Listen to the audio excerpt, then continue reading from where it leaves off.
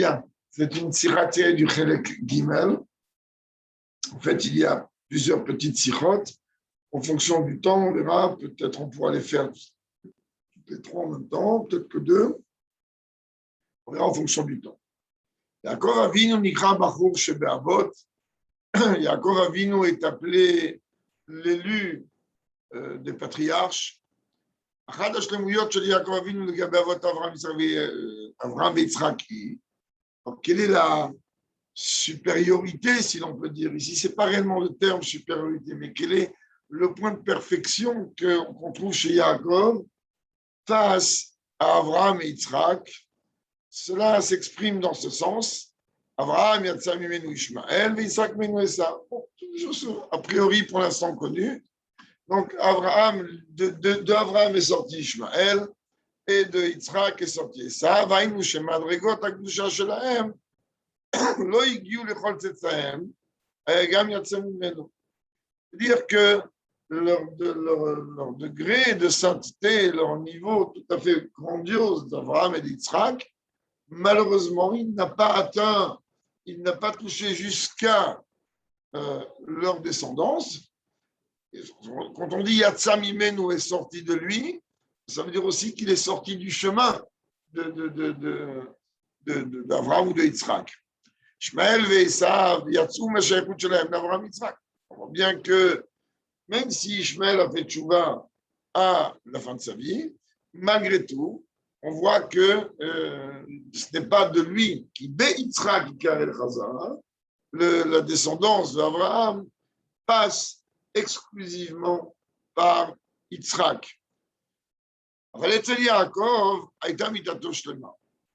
Yaakov, alors sa couche était parfaite. Kol banav ayu shlemim. Tous les enfants de Yaakov étaient parfaits. Qu'il est koulam igia kedushato shel Yaakov Avinu. Car à tous les enfants de Yaakov, c'est transmis et est arrivé la sainteté de Yaakov. Alors c'est sûr, le rabbi, il entend déjà dans les têtes de certains ou dans les bouches de certains. Mais comment tu peux venir me dire que tous les enfants de Yaakov, ils étaient au top? Il y a quand même une étape que certains n'aiment pas trop, un dossier que certains n'aiment pas trop ouvrir. Et la Gemara, elle l'ouvre et elle répond. Et pour dire que déjà, pas tout le monde est capable de comprendre le sens qu'il se doit. C'est pour ça qu'entre parenthèses, le rabbi vient nous dire. Même lorsqu'on regarde cet acte du fils aîné de Yaakov, Réhouven, que l'acte qu'il a accompli est considéré, les commander là-bas, si dans ce bureau. Cet acte-là est considéré comme si il s'est mêlé, il a intervenu dans la couche de son père. La Gemara, elle dit dans Shabbat, celui qui vient dire que Réhouven a fauté, c'est quelqu'un qui se trompe. Et l'on cherche chez Guillaume Liklalchet. On voit que Réhouven, l'acte qu'il a accompli ne rentre même pas dans la catégorie d'une faute. Rakasazot Mishum Kibud M. Ce qu'il a fait, c'est exclusivement par respect pour sa mère. Voir avec Maracham, comme la Gemara dit là-bas dans Shabbat. Mais comme, oui, la Torah ouvre une porte pour qu'on puisse interpréter l'acte de Réhouven comme quelque chose de répréhensible. Chez Yesh, Omer Réhouven Khata. Que oui, il y a une opinion qui dit que pour Réhouven, ça s'appelle effectivement une faute. On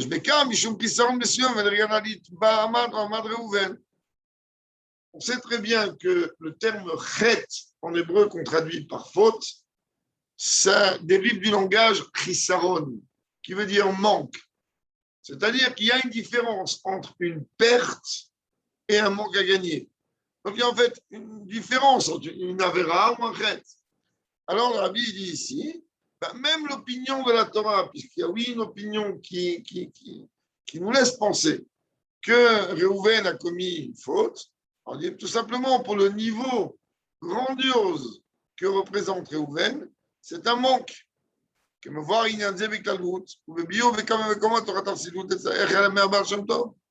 c'est expliqué dans plusieurs endroits de Chassidut, et essentiellement à commencer par la Torah du Baal Shem Tov.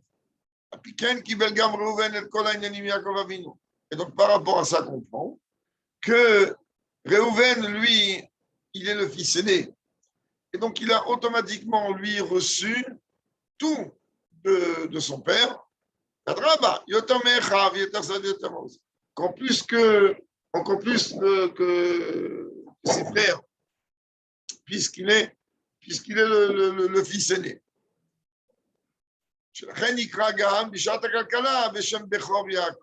Parce que même lorsque la Torah, elle rappelle l'acte de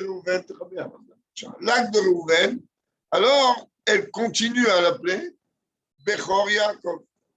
Elle continue à l'appeler l'aîné de Yaakov. Comme il est expliqué dans donc, le Zohar et ailleurs,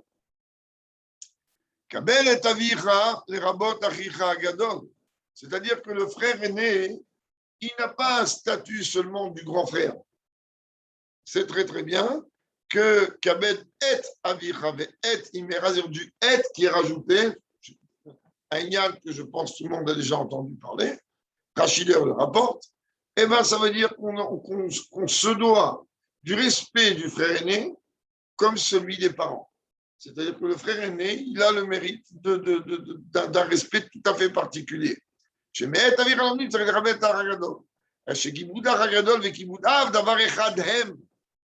dire que pour la Torah, le respect du père et le respect du frère aîné, c'est une seule et même chose. Et là, il ramène le Harizal, comme Shomer Rabbi Chaim Vital, comme Chaim Vital il dit, c'est-à-dire que chez le fils aîné, règne, il est imprégné totalement de l'esprit du père. Et comme c'est un cours public, je ne peux pas rentrer dans différents détails, surtout chez Yaakov. Chez Yaakov, le lignan de ses enfants, c'était mamash, quelque chose d'extrêmement précis, mais je ne peux pas détailler pour l'instant. Donc,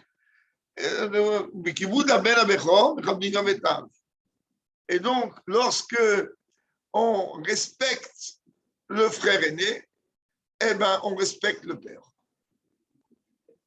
Oui, de là le Zohar l'apprend, de là le Midrash l'apprend, le Rambam le rapporte, la Gemara dans Kruvot le rapporte, toute référence en bas. C'est pas pareil, on parle du fils aîné. Le Bechor, une fille, elle n'est pas Bechora. Donc le Bechor, il a un corps particulier, il a une double part, il a tout un statut très très particulier. Hein? À la base, oui. Donc,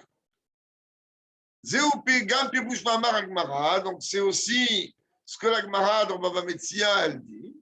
Choufre de Yaakov, mais Choufre de Marishon, on a parlé brièvement Shabbat, que la beauté, on parle ici de la beauté spirituelle, de Yaakov, elle rappelle, elle ressemble la beauté de Adam Arishon.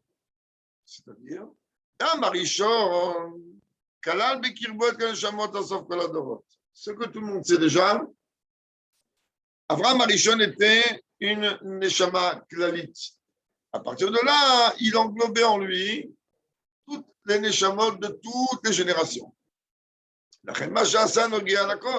Donc, tout acte de Adam Arishon implique forcément tout le monde, puisque tout vient de lui. Toute l'humanité vient de lui, pas seulement le peuple juif. Mais quand chez quel de Kalvachomer, le peuple juif. Et lorsque chez Adam Arishon, ça a provoqué chez lui une chute par rapport au Chet de Tzadat, par rapport à la faute originelle, automatiquement, ça a engendré une chute, si l'on peut dire, concernant toutes les neshamot qui vont venir par la suite.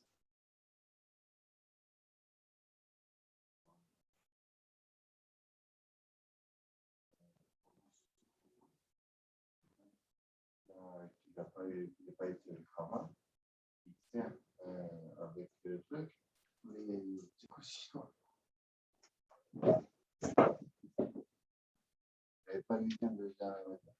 Il n'y avait pas. Adam Arishon. Le talon, simplement, il éclairait comme je sais pas quoi. Avec Adam Arishon, il y a un clal qu'on a vu, c'est que Dieu s'est comporté avec lui dans une façon d'honneur à Alila al-Bnei Adam. Ce n'est pas un comportement courant, mais Dieu a provoqué chez lui des choses et il lui était quasiment impossible de contourner. Quasiment impossible. Pas totalement impossible, sinon il n'y a plus de libre arbitre, mais quasiment impossible de contourner. Et ça, c'est Adam Arishon, c'est spécifique. C'est pour ça que le Viamed a dit Nor Ali Adam. Parfois, comme on a vu l'histoire avec de l'autre, et ce sont il arrive dans une grotte, il y a du vin, peut-être de 20 kilos qu'il attend, en macaron. Oui, il y a ça. Oui. Donc il y a des situations comme ça un petit peu particulières dans lesquelles il a vu cette dimension d'honneur à Adam. Mais, puisque déjà on parle de ça, et pour ouvrir et fermer la parenthèse, c'est vrai que la faute originelle, elle a engendré forcément une yérida, donc une chute de niveau de toutes les neshamot qui vont venir derrière. Mais n'oublions pas qu'il y a des neshamot, étant donné que les neshamot proviennent du corps de Adam Arishon. Donc, comme le dit le Tanya, il y a des neshamot qui sont au niveau de la tête, c'est les grands maîtres. Il y a des neshamot qui sont au niveau du talon, c'est les neshamot de la période de talon de Mashiach. Et il y a une autre troisième catégorie de neshamot. Et celle-là, elle est quelque part hors concours. Elle est tout simplement, comme l'explique d'ailleurs le Zohar et ailleurs, dans d'autres endroits de la Kabbalah, que tous les membres du corps, on a déjà expliqué ça maintes fois, mais tous les membres du corps, en vérité, se développent à travers ce que l'on mange et ce que l'on boit, sauf le Etzemalouz, cette vertèbre-là qui est là, que cette vertèbre-là, en vérité, elle ne se nourrit que et exclusivement que de la nourriture de Motza et Shabbat, de la Souda Revit. Donc, on comprenne bien que toutes les Neshamot, elles ont subi une Yerida, sauf les Neshamot qui découlent du concept du Etzemalouz du corps de Adam Arishon. Et en règle générale, les Neshamot de là-bas, ce sont ce qu'on appelle des Neshamot Radashot. C'est des Neshamot que Dieu envoie comme ça. Il ne fait pas descendre comme ça. C'est comme c'est clair. Moi, c'est pas donné à tout le monde et à n'importe quel moment. Chez la reine, donc Rabbi dit la preuve que oui, ça a engendré une chute. Il y a eu des tzadikim que oui, effectivement, ils sont morts du fait de la faute originelle. Chez Nistal Kumina Olam, ça on a vu, rappelez-vous, dans la paracha Kitetse, où le Rabbi il parle que le Esped qui a fait le Harizal sur son maître, Rabbi Moshe Cordovero, qui est le Ishret Mishpat Mavet Betalito Toal Etz, bah, marqué dans Kitetse, si un homme, Dieu préserve, est condamné à mort et sa condamnation, il est d'être pendu, ça c'est le sens élémentaire. Le Harizal, il dit, si un homme est condamné à mort, qu'un homme, Dieu préserve, il meurt, il faut savoir qu'il y a des catégories d'hommes que uniquement par le fait qu'il y a eu la faute originelle qui a engendré la mort dans le monde, ils sont morts, sinon on ne serait pas morts. Qu'est-ce qu'il dit ici? Kagam Yaakov, Shoumen Choufreder Damarishon. Pareil Yaakov, lui, il a la même beauté, si l'on peut dire, de Adam Arishon. Donc lui, il a englobé en lui toutes les neshamot qui vont suivre. En fait, il a déjà fait le tikkun de Adam.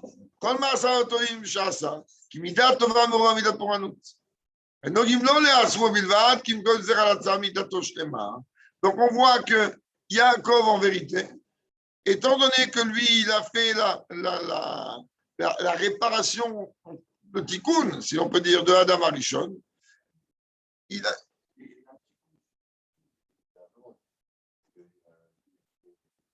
y a cinq trucs. Abraham, il a fait un tikkun. oui, Israël, il a fait un tikkun. Jacob, il a fait un tikkun. Pas tout le monde. Chouf, il a réparé. Donc lui, automatiquement, toutes les neshamot qui vont venir derrière, comme on a dit ici, eh ben, automatiquement, mitatosh tema. Les neshamot qui descendent de Yaakov, quand il a fait cette réparation, alors automatiquement, les neshamot qui viennent derrière, elles sont forcément parfaites. C'est Mouvan, chez Kol Pratamot, chez Jator Mesaperet, là tu comprends que tous les détails des événements que la Torah relate à Yaakov Avinu, sur Yaakov Avinu, savent les cas, je considère pour la Torah, et comme chacun le sait, ça c'est en dehors du fait que Dieu préserve de venir imaginer que les récits qui sont rapportés dans la Torah, c'est tout simplement de l'histoire. Et la Torah est Milachon Torah. Chacun le sait que le terme Torah dérive du langage Torah qui veut dire enseignement et surtout, même Yuchat, c'est pour les Masavot. Surtout lorsqu'on est en train de nous relater les événements et les récits qui ont eu lieu avec les patriarches. Si Malbor à la banine, la Torah me dit que le Masavot, les actes des pères, sont un signe et donc on a une force qui est donnée à la descendance, des directives, exactement. En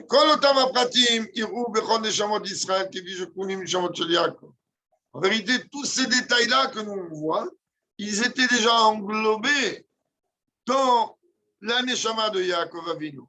וממילא, הרי הם גם ציון נדר לידת כל הנשמות של הרע שנתגלו בירידת הנשמה למטה, במידה רבה יותר מהוראה וסימני בנים של מעשרות אברהם ויצחק.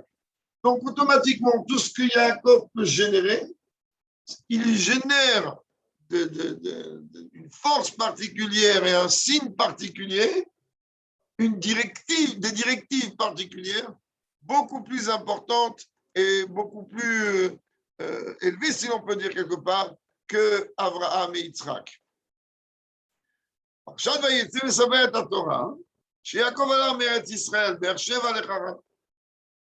Là, dans la paracha Vayetze, on nous enseigne que Yaakov est sorti de Beersheba pour aller à Haran chez Lavan. On l'a vu dans le Chumash aujourd'hui. Tout de suite, il s'arrête et il prie. Après, on me raconte comment il est arrivé chez Lavan. On me raconte comment il a travaillé là-bas à 20 ans. Comment il s'est marié, comment il a fait grandir, il a eu et commencé à faire grandir les 12 tribus. Et enfin, à la fin de la paracha, Chazarato Mecharan Eretz Israël. Elle, je mets d'accord, pour ça la paracha se finit. Donc on voit que la paracha, elle démarre par le fait qu'il y a des anges qui viennent le voir, et elle finit par le fait que des anges viennent l'accueillir. Donc on a en vérité dans la paracha Toldot, dans la paracha, pardon, Vayetze, toute la Nekuda, tout le travail de Yaakov. Et apparemment, le travail de Yaakov, on ne comprend pas trop. C'est ça sa vie. Comme quand on a vu par rapport à Yitzhak, Yitzhak Baaretz Saï. Rabbi dit, mais qu'est-ce que tu crois? Tu crois que Vaïsra, il a passé son temps à aller cultiver les pommes de terre? Ce n'est pas les termes précis du Rabbi, à faire que de l'agriculture. C'est vraiment pas. Tout son y en a lui, Kamouvan, étant le fils d'Abraham, c'était de faire du chesed dans tous les sens du terme. Kamoulel, comme on dit tout à l'heure, que tous les détails, c'est en vérité un enseignement qui touche tous les juifs. C'est quoi mon rôle à moi? תפקידו של כל יהודי הוא לצאת מארץ ישראל או לשם בעבר דלתמות של תורה, שהלימוד יביא למעשה ללכת לחרם. Eh bien, le travail d'un juif, il est le fait qu'il besoin de sortir de ce qu'on appelle Eretz Israël, ça ne veut pas dire de la terre d'Israël. Rabbi précise bien que quand on dit sortir d'Eretz Israël dans le côté concret du terme, ça ne veut pas dire quitter la terre d'Israël, ce qui est interdit en général, mais on est en train de nous parler de se déconnecter des maisons d'études à plein temps pour aller chez Haran. C'est quoi Haran? C'est l'endroit où la colère de Dieu réside dans le monde. כלומר, לתוך רתיחת ענייני עולם הזה, שם להתעסק עם לבן הארמי ולהוציא ממנו את ניצות הקדושה, דווקא שם תהיה מיתתו של אלי שלמה. Rabbi dit, tu comprends ce qu'on leur a demandé? On te demande de te déconnecter, en tout cas pour un certain temps, de ton étude pour aller te retrouver à œuvrer dans le monde. Et dans le monde, tu as qui? Tu as la vanne arami, tu as un rusé, tu as un escroc. On sait très bien que lorsque Yaakov a vu marqué la vanne, escroquerie en tout genre. Donc il a dit, tu vas aller maintenant, toi, t'associer, pas t'associer, te trouver être confronté à la vanne, alors que tu es tranquille, toi. Mais à la vanne, la Nekuda, elle n'est pas seulement d'aller travailler chez lui. Le but de Yaakov, ce n'est pas d'aller travailler chez la vanne. Le but de Yaakov, c'est de récupérer de chez la vanne des étincelles divines. C'est-à-dire, sans la vanne, il n'y aurait pas eu les femmes de Yaakov. Et sans les femmes de Yaakov, il n'aurait pas pu avoir une descendance. Et une descendance qui est mitato sheludi shlema, qui est parfaite. Hein?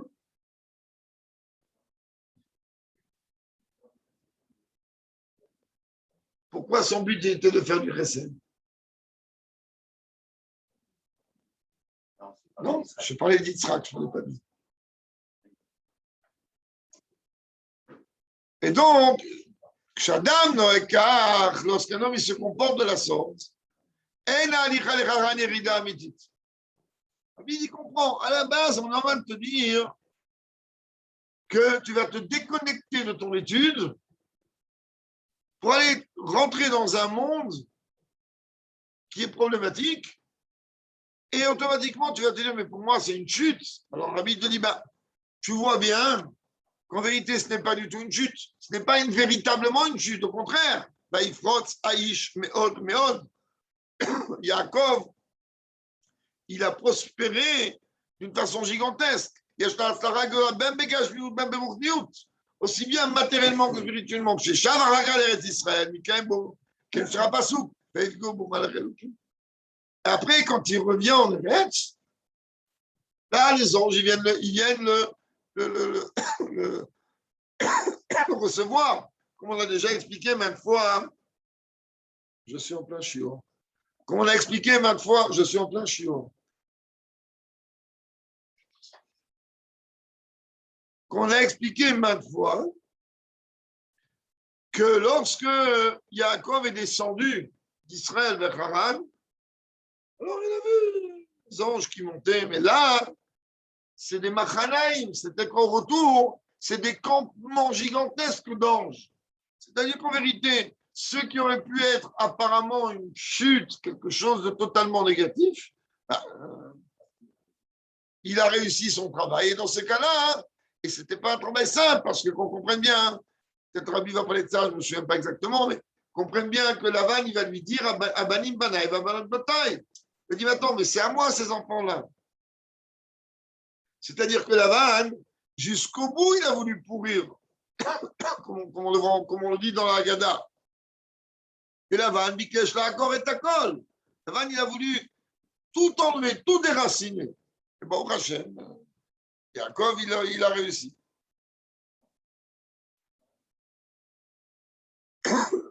Lavan, c'était une peur différente. Lavan, ce n'était pas une peur physique. C'était une peur spirituelle. Et ça, c'est une peur physique. Il voulait le tuer.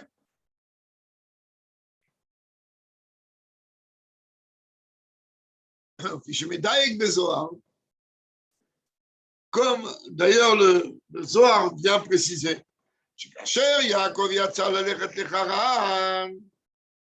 Lorsque Yaakov a voulu partir à Haran, avant tout ça, avant ce qu'il va accomplir à Haran. Et avant qu'il va avoir ses enfants, donc la descendance.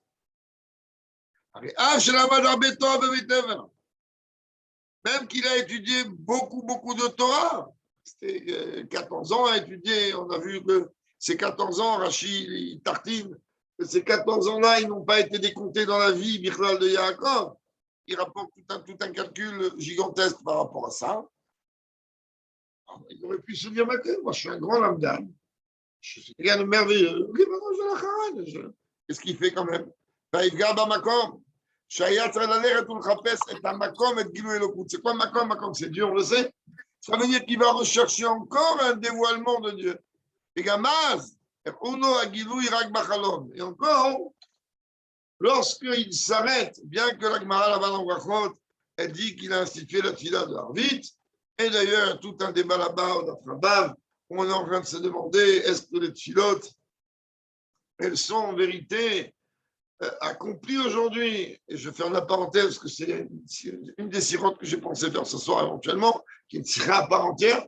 Est-ce que les Tfilotes, en vérité, elles sont faites par le fait que ça a été institué par Abraham, Yitzhak et Yaakov, ou est-ce que les Tfilotes, elles sont même encore l'antique nom? Mais là, tu vois qu'il y a un milliard de questions qui se posent. En vérité, chaque Tfila, il y a un combat. En fait, c'est les deux. Et quand c'est les deux, on va se trouver problématique. Si on va dire que c'est les deux, il y a, en tout cas pour la Tfila de Harvit, il y a un vrai problème. Et je vais faire la parenthèse tout de suite. La Tfila de Harvit, déjà, elle représente le lendemain. Elle ne fait plus partie du même jour. Et après, le rabbi développe là-bas tout un lien assez grandiose. Donc, on voit que quoi? Que lui, il a recherché la relation avec Dieu, et cette relation-là, quand il va à Haran, eh ben, elle se traduit par un rêve.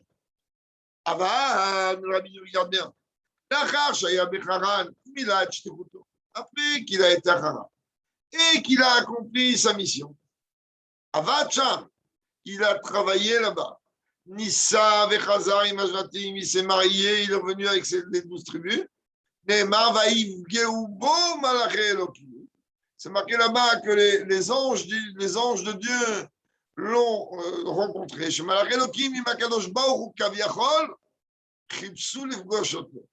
Là, c'est plus lui qui recherche Dieu. Si l'on peut dire ainsi, le rabbi il dit, c'est Dieu qui est descendu avec toute son armée céleste pour accueillir Yaakov.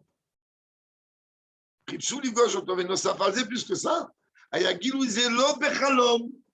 avait acquis. Allez, avant qu'il commence le boulot à Haran, il a rêvé. Au retour, il ne rêve pas. Au retour, il voit de ses yeux des myriades d'anges et un dévoilement de Dieu, donc Kaviachol, Dieu lui-même.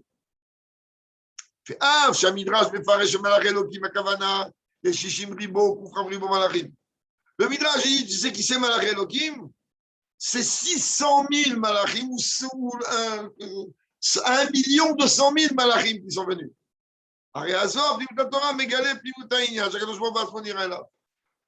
Le Zohar, il dit, c'est ni 600 000, ni 1 million 200 000. Et même si tu veux dire qu'il y a 600 000 et 1 million 200 000, le Ika de ce verset, il est de te dire que Dieu lui-même, il est venu se présenter à lui.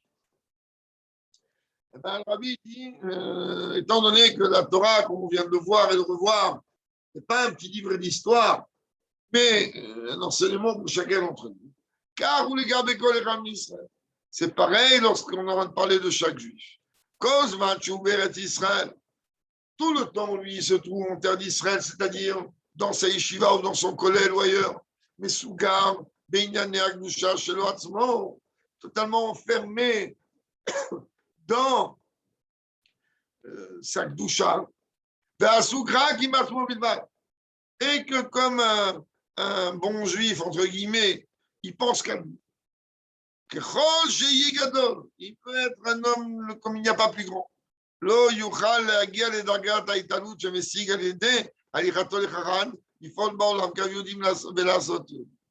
ne pourra jamais atteindre le niveau et le degré qu'il peut atteindre en descendant entre guillemets à Haran, c'est-à-dire en allant rechercher les Juifs, et rapprocher des Juifs. Yad Beset Yehudi Me'at Israël Yifol Ba'olam. Mod Yehudim, dès que le Juif il se déconnecte de son cocon d'études et qu'il va aller à la rencontre d'un Juif, automatiquement, notre Imlokoach, on lui donne des forces d'en haut. C'est ça que lui, ça a prié, que la mission qui lui incombe, alors automatiquement, il pourra l'appliquer. Après qu'il a terminé sa shtichut, automatiquement, il va attirer sur lui et dans le monde une lumière infiniment plus grande.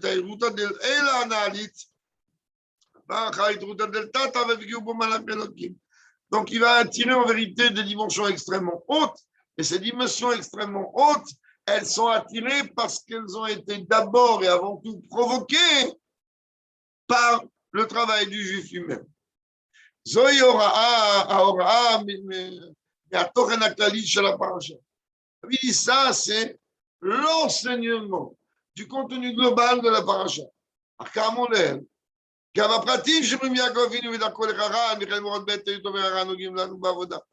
On aurait pu, et d'ailleurs, vous voyez bien que c'est deux sirotes différentes, on aurait pu très bien se dire, ben voilà, on a compris, c'est bien, on a compris le point central de la paracha. On va m'expliquer que Yaakov Avinu, qui représente le neshama du clan d'Israël par excellence, et ben voilà, il s'est déconnecté de son confort d'études et de son confort à lui de service de Dieu pour aller s'occuper d'autrui, et automatiquement, il est revenu avec les 12 Fatim, avec tout le peuple juif, etc. C'est merveilleux. Rabbi dit, la Torah, elle sait quand même, ce sont mes mots, pas ceux du Rabbi, fatigué à venir te détailler des événements de Yaakov chez Lavan. Il n'y a que une paracha entière qui rappelle 22 ans d'histoire. Et là, quand même donné. Pardon. Ouais, exactement. Donc, le Rabbi dit, mais les détails aussi sont importants. Et donc, venez, on commence petit à petit par les détails. Sur le verset qui dit qu'il s'est endormi dans cet endroit,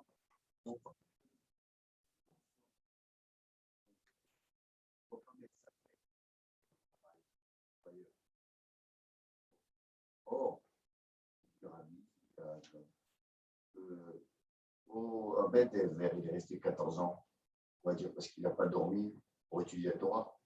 Mais là, 20 ans, il ne dort pas. C'est quoi? Pour faire quoi? Pour le boulot? c'est ce qu'il va répondre tout de suite. Non, mais c'est ta question maintenant. Elle arrive là, la question tout de suite. Non, je l'ai vu là. Non, mais c'est la question et tu vas avoir la réponse directe. Donc, le Midrash, il dit, le Midrash Rabbah, il dit, qu'est-ce que ça veut dire? Rachid le rapporte. Qu'est-ce que ça veut dire qu'il a dormi? Ici, il a dormi. Rachid dit, ben, au nom du Midrash, ici, il a dormi. Les 14 ans où il était à la yeshiva à Tomret Mimim, j'ai jamais vu, façon de parler. Là-bas, hein, il n'a pas dormi. Il bouge dans ça dans le Midrash. Alors, c'est jusqu'à là. Ça ne me dérange pas, comme dit David. Très bien, tu as des forces surnaturelles qui sont données d'en haut. Tu étudies la Torah jour et nuit. Pas bon, Ashrera. Mais maintenant, le Midrash, il dit autre chose. Et là, ça va commencer à me déranger. C'est comme on dit en bon français, c'est là où le bas blesse. Kol Chav Shana, Shama Veto Shalavan, le Shachar. Le Midrash dit, non, il n'y a pas que ça. Même les 20 ans où il était chez Lavan, il n'a pas dormi. Et d'ailleurs, le Midrash dit, tu sais, moi, je ne me mouille pas quand je dis ça. J'ai une preuve de la Torah, une preuve du pshat de la Torah. Lorsque Lavan va le poursuivre et qu'il va commencer à lui faire son procès, Yaakov, il ne se dégonfle pas et il commence à lui répondre à la dure. Il ne va pas se battre avec lui. Il respecte son beau-père. Mais d'une façon concrète, il ne mâche pas ses mots. Il dit maintenant, mais qu'est-ce que tu viens maintenant me prendre la tête? Il dit, moi, j'ai travaillé chez toi, pas une bête, elle a manqué au troupeau. Et pas seulement ça, il n'y avait pas de saison pour moi. Jour et nuit, été comme hiver, je t'ai servi jusqu'à que quoi? Le sommeil a totalement été absent de mes yeux. Donc, la Torah, Birtav, elle témoigne, puis Yaakov il n'a pas dormi. De haut de terre, l'Osharav, c'est pas seulement qu'il n'a pas fermé les yeux, il n'a pas dormi. On sait très très bien la différence qu'il y a pour ceux qui voyagent, une parenthèse comme ça qu'il y a à voir, et paraît ne pas avoir, mais la vie à voir, que quelqu'un qui prend l'avion, qui, par exemple, qui va chez le rabbi, et il est assis dans l'avion, il n'a pas une place de premium ou de business où il peut dormir, ou dans le même on peut s'allonger. Et alors, il y a tout un point d'interrogation. Comment est-ce qu'il a besoin, Birlal, de faire des têtes, mais comment les brachot du matin se font? Quoi qu'il arrive, dormi ou pas, on fait toutes les brachot. Chez Sfaradim, il y a une différence entre dormi ou pas dormi. Donc là, il aura dire, c'est pas seulement qu'il n'a pas fermé les yeux, c'est qu'il ne s'est pas allongé, il n'a pas dormi. Là, il y a la question. Pardon? Il répétait les 15 Télim, les 15 Shiramal. On va le voir. Et donc, là arrive la question de David. David dit, c'est pas compréhensible. Je ne parle pas les Yeshiva. Si mon Dieu, on sait très très bien que le rabbi, pendant tout Sukkot, il ne dormait pas, et il n'y a pas que pendant tout Sukkot, même les autres soirs, il dormait tellement peu que combien on a vu de grands maîtres qu'il dormait très peu, Marizal ou autre. Ok, donc c'est pas étonnant que Yaakov Avinu, il ne va pas dormir. Il a des forces particulières, c'est un miracle. La question se pose sur Moshe Rabbeinu, où là-bas le rabbi rapporte les 3 des hôtes, c'est-à-dire il est resté 40 jours et 40 nuits sans boire et sans manger et sans dormir. On attend avec où ça marche. Alors il y a une idée qui dit que c'est un miracle, une idée qui dit que non, il est devenu un ange. Le rabbi explique en vérité que 3 fois il est monté, 3 fois la situation était différente. Mais il y a une explication. Ok, Dieu il a donné des forces à Yaakov, il en parle. Il dit ok, Dieu te donne des forces. Tu les utilises pour l'étude de la Torah. Oh, mais Aval Madoua, Asan Archo Kolkar, le Shachav, Lishon, Kol Esrim Shana. Comment il a pu la vanne? Qu'est-ce qu'on a à faire de la vanne? Il te paye pour 8 heures par jour, pas pour 24 heures par jour. Donc on ne comprend pas comment Yaakov il a fait ça. Et là, seulement Rabbi dit, je viens me voir l'aile, qu'est-ce qu'on a dit tout à l'heure? Que le départ de Yaakov chez Lavan, ce n'était pas uniquement pour aller faire un chidour et revenir. Là-bas, il devait récupérer chez Lavan des choses. Il y avait un travail. Comme on sait très bien que dans la Kabbalah, Lavan, c'est la mato, Lavan, c'est le Loubana Elion. C'est un niveau qui est beaucoup plus haut même que Esav, beaucoup plus haut que Tov. Et Yaakov, il est tikkun, il a besoin de ces outils-là pour avancer. Donc, alors il dit, ben, c'est simple.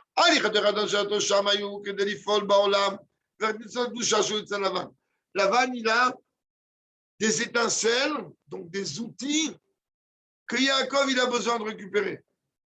Il a besoin de ça pour l'avenir de tout le peuple juif. Et aussi pour faire le tikkun des saves. Donc, il a besoin de ça. Reine le sharav, on ne m'inquiète pas. Cause de Sham, qui a yalo liot tamid, gaber à lavana arami. Il a un espoir devant lui. C'est-à-dire, il a devant lui l'image du Nachashakadmoni, du Harmoum. Il a l'image du musée. L'histoire, elle recommence. Et là, elle ne dure pas 3 heures comme avec Adam Arishon. Il a devant lui un rusé, et quand on a un rusé, il doit être méfiant. Comme le rabbi parle dans beaucoup de sirotes de Utet qui se lèvent, par rapport au Télim 55, qu'il y a une différence, pas au Télim 55, pardon, que par rapport au Télim 8,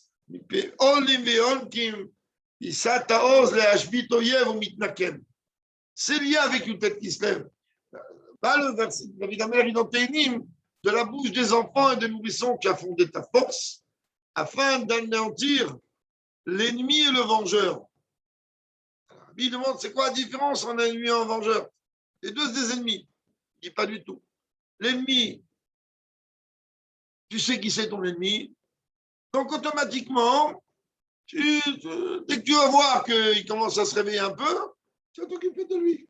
Le vengeur, comme ils disent les goïms, la vengeance est un plat qui se mange froid. Tu ne sais pas quand est-ce qu'il va attaquer.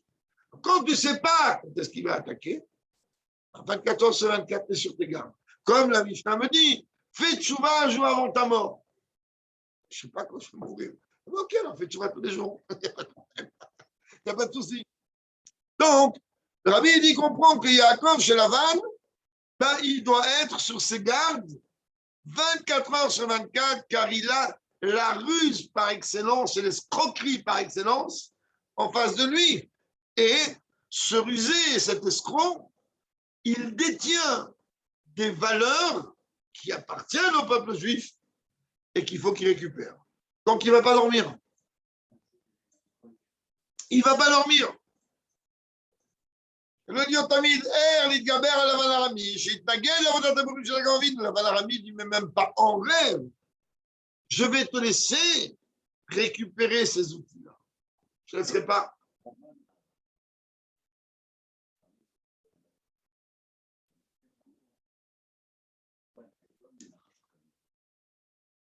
Rachakad Mouni, il est en vérité, le Shoresh de Rachakad Mouni, c'est un Shoresh très haut.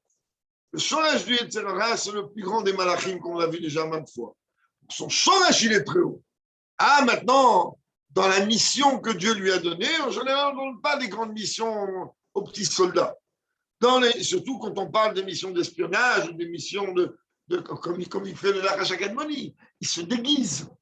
Ça veut dire qu'il est en train de se montrer. Tous les ennemis d'Israël, ils se déguisent. Amalek, c'est le roi de Pourim. Aman, c'est le roi de Pourim. C'est des déguisements. Alors parfois, ils se déguisent un peu, mais ils se présentent quand même comme ennemi. Parfois, ils font semblant que c'est un ami et ils attendent l'autre avec je ne sais pas quoi. C'est ça les coups ici. La vanne, Rabbi dit, la vanne, il ne vient pas attaquer uniquement Yaakov il y a plus de 4000 ans. Il est entre plus de 3000 et quelques années. Il vient attaquer Yaakov et les descendants de Yaakov, donc nous, dans chaque génération.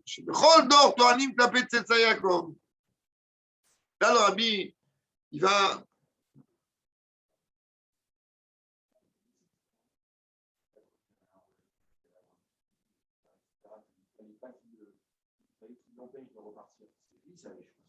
Ben là, est-ce que lui savait, est-ce que lui il avait conscience de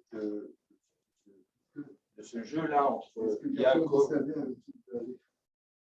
ce que je veux essayer de comprendre, c'est qu'Yaakov, il n'a pas dormi pendant 14 ans, 20 ans. 20 ans, parce qu'il était sur ses gardes à chaque instant. Donc, si tu as un ennemi en face qui connaît la fin de l'histoire, il ne dort pas à la fin. Puisque de toute façon, son intérêt à la vanne, c'était d'empêcher Yaakov de repartir à la fin. C'était pas seulement d'empêcher de repartir avec ça. C'était d'empêcher Yaakov de récupérer les zones de Gdusha qu'il avait chez lui. Ça a pris 20 ans. Parce que c'est le temps où il a eu. Dès qu'il a eu le CF, il a dit allez, on s'en bat. Yaakov, il savait très bien qu'il avait un job. Il devait amener. Lavan, lui, il savait qu'il ne devait rien donner à Yaakov et surtout pas le laisser partir.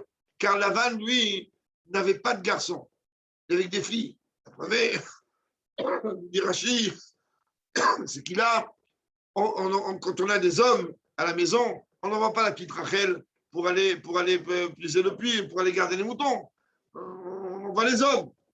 Et après, à la fin, on va lui dire, maintenant, tu sais, les enfants, les fils de Lavan, ils lui ont dit, ah, regarde, celui-là, il veut tout voler du père. Ils viennent ses fils. Il n'y avait pas de fils. Non, c'est vrai qu'il n'y avait pas. Yaakov, il connaît. Lavan, il connaît. Il connaît quoi? Il se rappelle d'Yitzhak, de Eliezer qui est venu au nom d'Abraham pour Yitzhak. Il s'est dit, cette famille-là, c'est une famille qui a d'abord beaucoup d'oseille, et qui a des capacités. La preuve, c'est que lorsqu'on a voulu s'opposer à eux, on a perdu papa à cause de ça. Et toi, elle a été tuée. Donc, il sait à qui il a affaire. Il sait très bien C'est-à-dire, il sait qu'il a devant lui un potentiel qu'il ne veut pas laisser partir. Il voit que lorsqu'il est à Kovela, il y a une bracha gigantesque, mais il ne va jamais. Ça, je parle dans les faits historiques.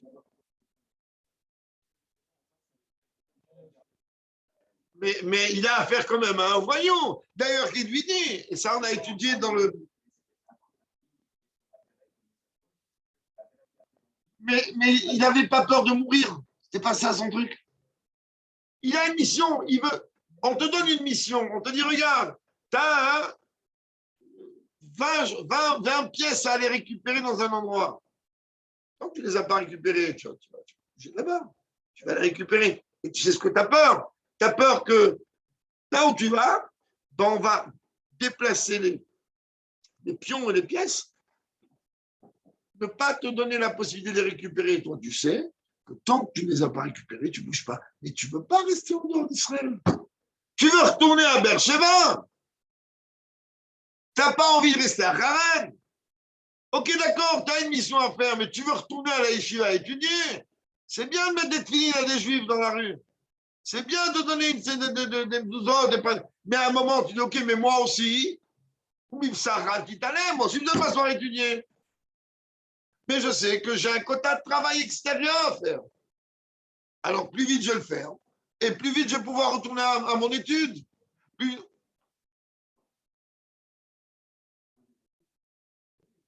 Oui, jour et nuit. On va le voir tout de suite.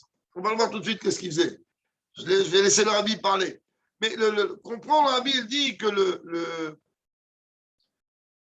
Lavan de l'époque, et comme la Torah n'est pas un livre d'histoire, le Lavan de toutes les époques, il pose exactement la même question. Qu'est-ce qu'il dit? Ata, chez Zaken Incha. Alors voilà, c'est une tirade des années 60, 50, 60. Je ne peux pas sur l'écran. Il lui dit, regarde, toi, hein, d'accord, tu es un vieux, tu es un ancien, comporte-toi comme tu veux. C'est exactement ce que Lavan dit à Yaakov. Dis-toi, tu es le fils d'Yitzhak, comporte-toi comme le fils d'Yitzhak. Ata ben kach me'ador yashan. Ancienne génération. Tu peux t'asseoir, étudier la Torah jour et nuit. Amal Maritza, il a dit, les pauvres les enfants, pourquoi tu veux les pourrir à étudier la Torah toute la journée? C'est à faire. C'est exactement comme ça. C'est que tous les ennemis du peuple juif ont toujours été comme ça. Arrêve, Shachim, Nizman, la moderne. La vanne, il dit, attends, mais soyons modernes. Abanim, Banaï, Babalam, Notaï. Toi, bon, t'es un vieux. Va étudier. Mais laisse-moi les gosses. Je vais en faire ce que je veux. Arrêve, Yeladim, Tseirim, Omadoua, les Kalkelam. Je vais להתאים עצמם לעולם. Ils sont jeunes. Laisse-les. Laisse-les s'habiller d'une façon moderne. Laisse-les grandir dans une façon moderne. Toi, tu es un vieux. Ok, vas-y, va étudier, va faire ce que tu veux. Retzot, Lilmod, Imam, Yadout, Meiritit. Tu veux étudier avec le judaïsme? Très bien, je suis pas contre. À la maison, quand tu rentres le soir. Chazezot, Betsura modernite. Bemitodot Chadeshot. Al tavor otam le matlanim. Utilise ces nouvelles méthodes. Ne fais pas de, comme le Rabbi a dit dans une autre sikha dans Béchalar, il me semble, qu'ils ne seront même pas cirés les chaussures. Laisse-les. Car état talato, atson soni. Marche cachou l'immunato avatfila, shelcha, nemitame. Il a dit, mais même ton bétail, le bétail que tu as, il m'appartient. Comme on l'a déjà vu dans la Torah du père du Rabbi, en vérité que tous ces ignanes de bétail, tous ces ignanes de ce qu'il y avait à Koudim et Koudim ou Koudim, sont en vérité des dimensions gigantesques que Yaakov a réussi à récupérer. Dans la traduction des faits historiques, ça se traduit par du bétail. Yaakov, comme on va le voir tout de suite, il n'a rien à voir avec le bétail. Il lui dit, tu veux prier, tu veux étudier, je ne me mêle pas. et tu veux commencer à faire du business, tu veux me parler de ton troupeau, troupeau, laisse-moi, moi je vais t'expliquer comment on fait. Je vais t'expliquer comment. Aujourd'hui, combien malheureusement de fois j'entends ça. Aujourd'hui, combien de gens ils te disent, mais aujourd'hui, tu ne peux pas gagner d'argent si tu ne vas pas travailler d'une façon incorrecte. À ça, vous c'est basé, où tu vas tout simplement, même ce qui est encore plus grave que le saccade de boule, c'est-à-dire venir marcher sur les plates-bandes d'un autre.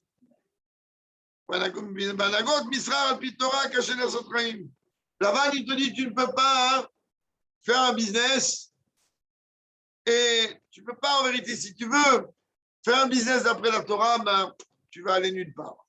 C'est ça que Yaakov, il a dit, moi, je ne marche pas avec ça. Je vais rester jour et nuit réveillé. Je ne vais pas dormir.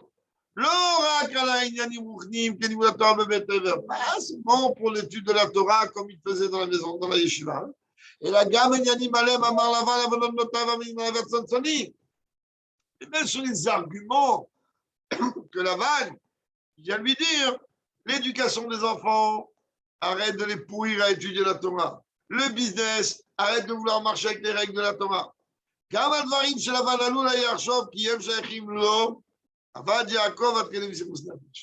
Même sur les arguments que Lavan il vient et dit, mais ça, c'est moi qui sais gérer ces choses-là.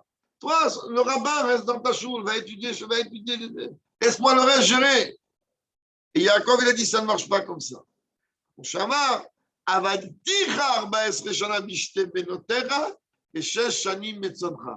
a dit, mais je t'ai servi, j'ai travaillé 14 ans pour ce que tu appelles tes enfants et 6 ans pour ce que tu appelles ton troupeau. Pour que ces enfants-là, ils ne grandissent pas comme toi à la vanne et que mon troupeau, celui que tu appelles ton troupeau, eh ben, c'est un troupeau qui a été grandi, si l'on peut dire, que d'après les règles de la Torah.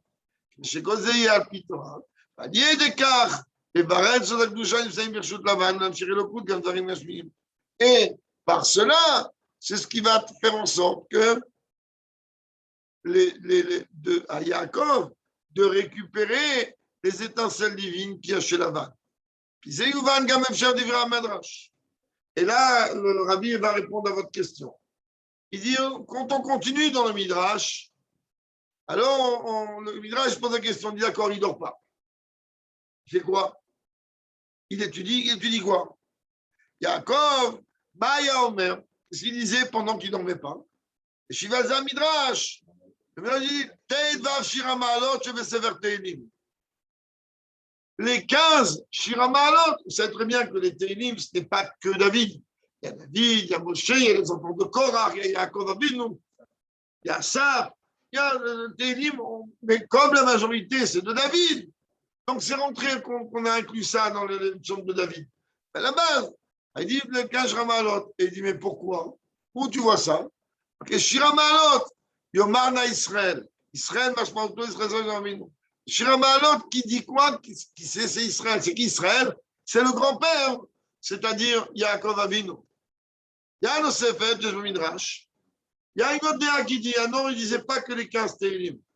Kol Sefer Teilim Ayomer, je devais attaquer Kadosh, chef Teilot d'Israël. Il disait tout le Sefer Teilim, que c'est marqué, toi, Dieu, tu es Kadosh. Sur quoi tu reposes? Quelle est ton assise? Elle est sur les louanges d'Israël, donc de Yaakov Avinu. Israël, Yaakov Avinu, Ayomer Teilot, c'est-à-dire, il disait constamment tout le Sefer Teilim à chaque instant. Donc, tout le Sefer Teilim. Chaora, שאלת המדרש מה היה אומר? בא הסבא בלילות, הרי היה עוסק בשמירת צאן לבן. Rabbi dit, mais je ne comprends pas qu'est-ce que le Midrash il se demande comme question. Il a dit que lui, il s'occupait du troupeau de Lavan. Qu'est-ce que tu me dis qu'il faisait des Teilim? Et la Vadaï, chez le Massa Yaakov et Nafsho, כדי לשמור את צאן לבן. Si, en vérité, Yaakov, c'était exclusivement de garder le troupeau de Lavan, le Rabbi dit, je te rassure, que Yaakov il ne va pas donner sa vie pour le troupeau de Lavan. Il va faire son travail. Un employé, il ne va pas voler son patron. OK, mais à partir du moment où je suis payé pour 8 heures de travail, je ne ferai pas 8 heures une. Ni 8 heures moins une. Je ferai 8 heures. Je ne crains ne pas dormir.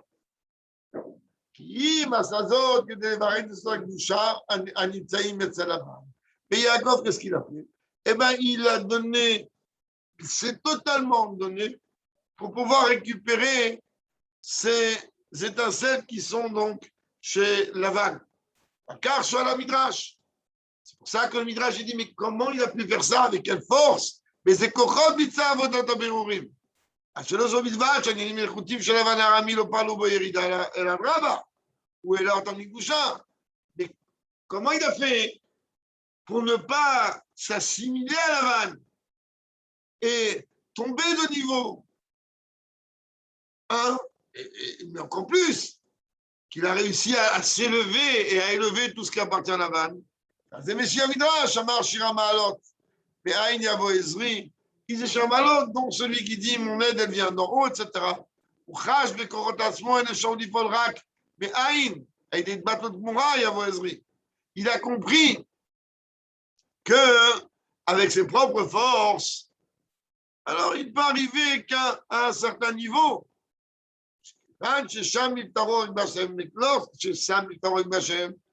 mais lorsque il est venu mettre sa confiance exclusivement en Dieu, c'est ce qui lui a donné les capacités de pouvoir raffiner, élever, récupérer tout ce qu'il y avait chez Lavan.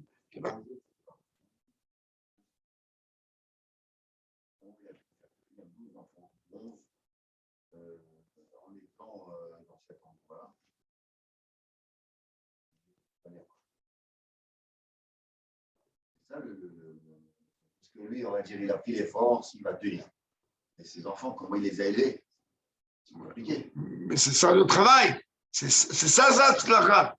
C'est ça les trésors de Lavan. C'est ça les trésors qu'il prend chez Lavan. C'est sa descendance. Comme tu dis, elle aurait pu partir en cacahuète. Alors le fait justement que lui, est-ce qu'il a récupéré de Lavan? Il les a transformés en Gdusha, il a amené ça d'où? La défense de Dieu. C'est-à-dire, Yaakov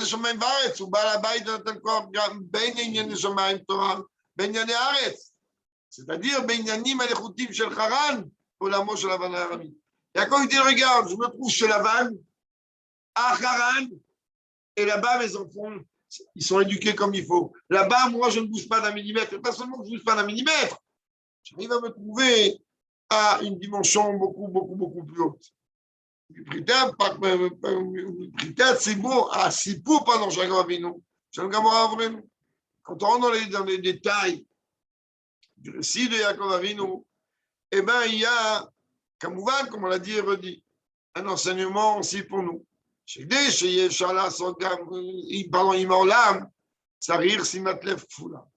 Pour pouvoir agir avec le monde, on a besoin d'une double attention. Aleph,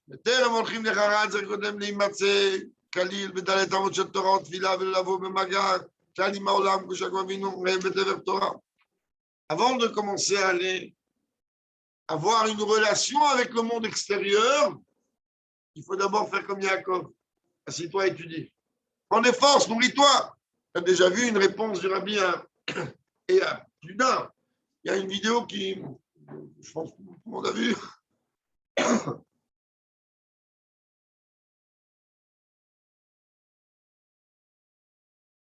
Un étudiant qui passe devant le rabbi et qui dit que c'est un Respire. Alors, tout va bien. C'est le Masgan qu'on vient d'arrêter. Un étudiant qui passe devant le rabbi et qui lui dit qu'il va rentrer à l'université, il demande au rabbi qu'est-ce qu'il pense. Le rabbi lui dit, avant de rentrer dans une jungle, il serait bon de prendre des forces. Le rabbi n'a pas dit ne va pas à l'université. Mais l'université, sur tous les campus aux États-Unis, c'est une vraie jungle par rapport au judaïsme. Il dit, prends des vitamines. Est-ce que Rabbi te dit ici? Il te dit, toi, tu veux sortir à l'extérieur, je ne dis pas ne pas sortir, mais prends des vitamines avant. Baïfga, pas seulement des vitamines. Baïfga, Bamakom, Kibouchrazal, c'est le qu'il a. Et alors, il faut que tu étudies, et ça ne suffit pas. Il faut aussi prier. Même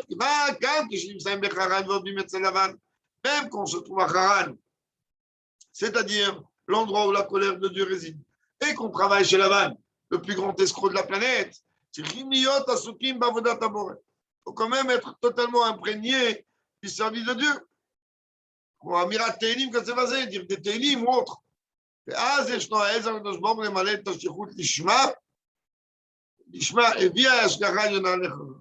là, tu peux seulement obtenir l'aide de Dieu de façon à pouvoir recevoir les forces nécessaires pour accomplir ta mission. Là où la providence divine t'a mené. Vous savez, il y a un midrash qui dit, on ne s'imagine pas qui c'est Lavan, il y a un midrash qui dit que, une histoire qu'on a souvent racontée, enfin, un midrash qu'on a souvent rapporté.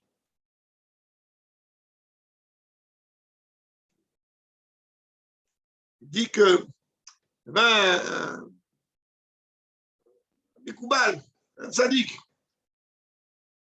qui est arrivé dans une choule, par Shad Vayetse, il s'est assis, il a commencé à développer, il a fait un Dvar Torah sur la paracha. Très bien. À un moment, pendant que le tzaddik parle, on le voit qui fixe un coin de la pièce. Bon. Il tourne, il voit, mais il voit qu'il n'y a rien. Et au bout de peu de temps, ce tzaddik éclate de rire. Bon, personne n'a rien compris. Après qu'il a fini tout ce qu'il a fini, alors, celui qui était proche de ce tzaddik, il a dit, peut-être le rabbi peut m'expliquer ce qu'il y a eu. Il a dit oui. Les gens, ils s'imaginent que la vanne, le pauvre, la Torah, elle le charge. Genre, c'est le pourri, c'est le pas bien, c'est le méchant, c'est le voyou. Il a dit, pendant que j'étais en train de citer le Midrash, qui développe tout ce que la vanne a fait subir à Yaakov, il a dit à ce moment-là, il y avait un malach qui tenait la vanne comme ça, et chaque fois que je citais le Midrash, il donnait un coup de bâton. Il a dit à la fin, hein, le Midrash, il a cité une faute que la vanne il a fait à Yaakov, et lorsque l'ange a voulu le taper, il a dit non, ça, je n'ai pas fait à Yaakov. Alors l'ange, il est embêté, c'est un ange. D'un côté, il a la Torah, parce que Midrash a la Torah. De l'autre côté, il a la vanne qui est là. Et la vanne, il est dans un monde où il ne veut pas trop mentir. Et donc, il reste comme ça. Et 2 secondes après, la vanne, il se reprend. Il dit oui, mais si je savais, alors celle-là aussi, je l'aurais faite à Yaakov. Il va donner encore plus. Donc, la vanne, c'est pas. Pour conclure, même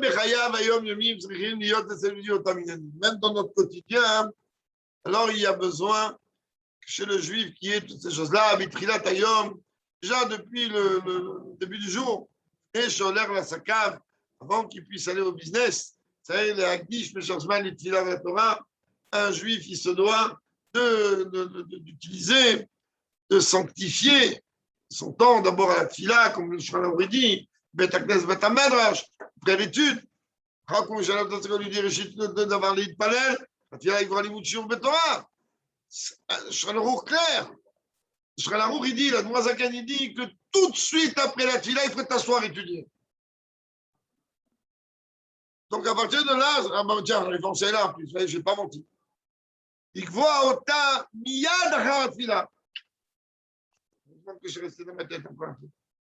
Donc, ça veut dire que il faut juxtaposer l'étude de la tfila à l'étude de la tfila. Oui, ça que dans des choules normalement constituées, après la tfila, il y a un chiot. Ceux qui peuvent, comme Mouvan, à l'époque, qui ne peuvent pas, mais ceux qui peuvent, eh ben, ils doivent s'asseoir à apprendre tout de suite après.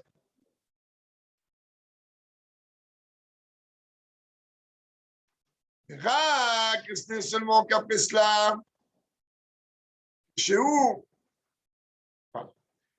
ça fout bitfila au Torah, lorsque lui, il est totalement imprégné, comme une éponge, remplie de tfila et de Torah. Là, il peut aller ensuite faire son business. Gama, ça idiot, Ragegia Kaper. Et même là, c'est que les mains qu'il doit utiliser, je serai capable, c'est que des forces. Quand on dit des mains, quelqu'un souvent il m'a dit, mais quoi, alors c'est quelqu'un qui doit travailler sa tête, il ne peut pas. Non, pas ça qu'on dit. C'est des qui va utiliser les forces extérieures. Avant la roche, mais des forces intérieures. C'est idiot, Assouk, le Perek Mishtayot, Perek Tania, le Perek Télim, comme ça va être. Au début de la Nessiout, il y a un chassid qui dit au rabbi, j'aimerais savoir comment on peut être attaché à toi. Le rabbi lui a dit, au rabbi, le rabbi lui a dit, fais comme moi, quand je marche dans la rue, je répète toujours du Tania ou du Chumash, du Teilim, il y a toujours des mots de Torah dans ma bouche. C'est comme ça. Et donc, c'est ce que le rabbi dit ici. C'est la maison. Gabi Oto Baolam, ça aurait dû être Nikar, Bersaka, Bavodat, Toatzma, שהוא שונה מהסובבים אותו, לפעמים מהמר מכל השרשת האדמה, יצטרך להיות תמיד נבדל מצוין מזרתו והנהגתו הקדושה וכל מעשיו וכו'. On doit voir si ce juif, même quand il est à l'extérieur et qu'il est en train de travailler, c'est un juif, il travaille avec toute la Gdusha et toutes les règles de la Torah, comme il se doit. Et car, essentiellement, on doit essentiellement voir comment un comportement tout à fait spécifique dans la sainteté du chinou des fils et des filles, de faire attention comment la maison elle fonctionne comme il se doit. C'est pas seulement que la maison d'un juif, ce qui est évident, elle va se comporter, elle va fonctionner d'une manière totalement autre et différente et avdid d'un goy. Mais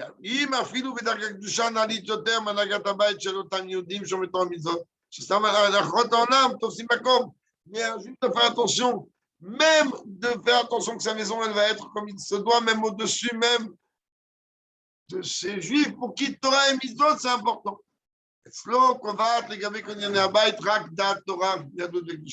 Chez lui, lorsqu'il y a à la maison, il n'y a qu'une seule chose. Il y a ce que la Torah elle dit. Comment la Torah demande qu'une maison elle doit fonctionner. Et même ça, en vérité, on l'apprend de Yaakov, des actions de lui et de ses enfants. Mais ça peut être, elle raconte,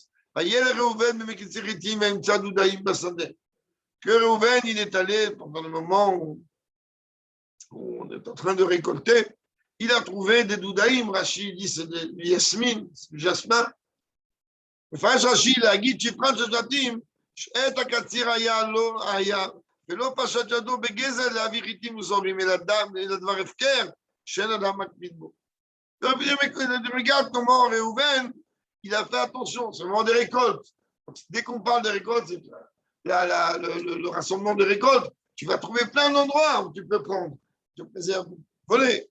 Tu es allé prendre quoi? Des jasmins, des fleurs qui poussent librement et qui sont FKR. Quand Rashi Omer, la Gdishifrat Shel Shvatim, le fait que Rashi il dit, c'est justement pour donner des louanges aux Shvatim. Ça veut dire que quoi? C'est que les autres, ils ne se comportaient pas comme ça. Ils trouvaient qu'il y avait des récoltes qu'ils devaient, ils prenaient de ce qui n'était pas eux. Les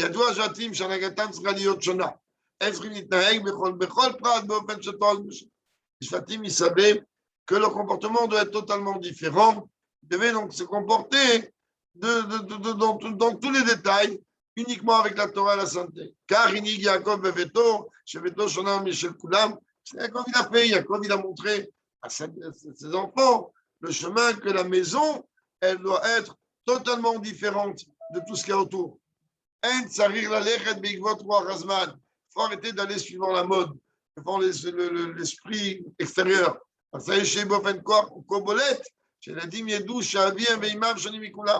doit être tellement, ça doit ressortir tellement cette notion que oui, les enfants doivent savoir que leur père et leur mère sont différents. Les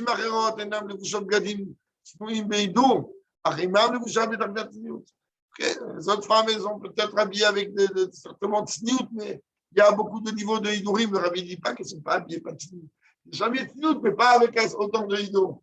Alors même, oui, Avot Acherim, Elizarim, Shelo, Leonot, Arim, Misraram, Arabi, Aminon, Enolot, Leonot, c'est notamment une après-saison, alors c'est très bien que leur père, il fait attention que le business, il marche selon les lois de la Torah, contrairement à d'autres cas. אפילו כשילד קטן ואינו מסוגל להציג משמעותה של תורה קדושה. C'est un enfant. Lui, il a encore du mal à comprendre c'est quoi la grandeur et la sainteté de la Torah. Mais il voit déjà, il sent déjà. Il voit très bien que sa maison, elle est gérée d'une manière totalement différente par rapport aux autres maisons. Mais là,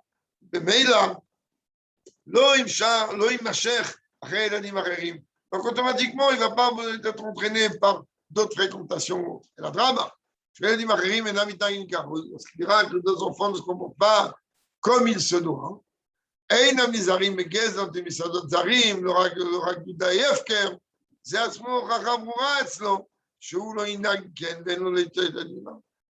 voir que si c'est les gens qui entourent les enfants qui entourent de lui, alors il ne se comporte pas comme les lois de la Torah. Au contraire, c'est l'enfant que lui, il est différent, se comporter avec ces lois-là.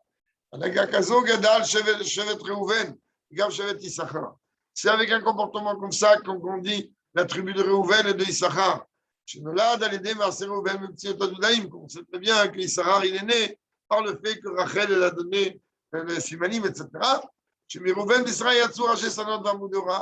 Comme l'avait dit la Gemara, que de Réhouven et de Issachar sont sortis les juges rabbiniques les plus grands et les maîtres les plus grands. On sait très bien que de Issachar, on est capable d'apprendre toutes les lois de Kiddush HaChodesh, etc., comme c'est ramené dans les Midrashim et même dans Rambam, etc. היינו כאשר מחנכים ילד יהודי, שהוא עדיין צעיר ביותר, שידע שהוא שונה מכל שאר ילד בעולם. Parce qu'on éduque un enfant juif en lui montrant d'une façon concrète que oui, il est différent des autres. Alors automatiquement, Ariga Meucha Yoter, automatiquement, ton enfant a appris que tu vas grandir, et nous le met Machim Digilo. Il ne va pas venir apprendre, donc il ne va pas prendre les habitudes négatives des autres. Qui molaire qui a vécu Yaakov. Mais il va fonctionner comme son père Yaakov. Il mode de Torah Takadosh Baruch Hu. Il va étudier exclusivement la Torah. Vedibar Tabam, Chafilu Dvarav, Arigini, même Rak Divrei Torah. Vedibar Tabam, ça veut dire que même ces paroles, quand il parle, il utilise la parole la plus courante, c'est uniquement des mots de Torah. Cher, qui Yaakov Avinu Gadal, Venose Isha, Yotze Leolam. De même manière, lorsque Yaakov Avinu il grandit et il épouse une femme et il sort dans le monde, et qui et qui va donc faire grandir une famille et qui va prendre sur lui des responsabilités, dans la part de ça. Gamaz, ok, d'accord, tu dois aller travailler, tu dois nourrir ta femme et tes enfants. C'est lourd à gérer. Alors, ça veut dire quoi? Que le soir, tu ne vas pas rentrer étudier. Avant d'entrer à la maison, tu vas étudier. Après, tu rentreras chez toi. Lorsque tu te trouves dans la matérialité, alors ne te casse pas la tête, il faut que tu dises Shiramalot. C'est quoi Shiramalot? Samour ou Batoir, les gamins de Noshbarou. Tu dois être totalement confiant en Dieu. Mais il a donc automatiquement, tout le comportement de son business, il est exclusivement le Pitora. Le Rabbi, il finit. Lorsqu'on se comporte de cette manière, alors on reçoit une abondance de bénédiction, une réussite matérielle aussi, jusqu'à tout Yaakov Avinu. C'est pas que sur Yaakov, il faut que Yaakov il a énormément prospéré, qu'il a réussi énormément matériellement. Si on m'a pas souk, il nous sonne rabot, qu'il va Hashem toute la matérialité concrète et Bezrat Hashem que cela arrive à tout le peuple juif en parfaite santé et d'une façon concrète. Amen.